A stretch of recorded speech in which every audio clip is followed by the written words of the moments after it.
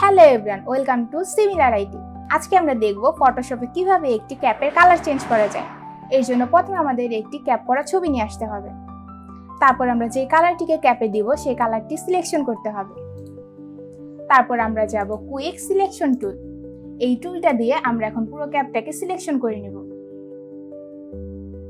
ক্যাপটা সিলেকশন হয়ে গেলে আমরা কন্ট্রোল জে দিয়ে একটি কপি করে নিব। কপি করার পর আমরা যাব ইমেজ থেকে যাব অ্যাডজাস্টমেন্ট থেকে যাব ডিস্যাচুরেট। তারপর আমরা এখান থেকে যাব ক্রিয়েট নিউ ফাইল। এখান থেকে যাব সলিড কালার থেকে আমরা এখন ওকে করে দেব। ওকে করার পর আমাদের নিচে যে লেয়ার 2টা আছে সেইটার সাথে আমরা এই কালারটাকে ক্লিপিং মাস্ক করে দেব। ক্লিপিং মাস্ক করার পর আমরা এখান থেকে মুড চেঞ্জ করে দিব। মুড চেঞ্জ করার পর আমরা আবার এখানে যাব ক্রিয়েট নিউ ফাইলে। এখান থেকে নিব লেভেলস। এখান থেকে আমরা একটু কাস্টমাইজ করে দেব। তাহলে আমাদের কাজটা শেষ।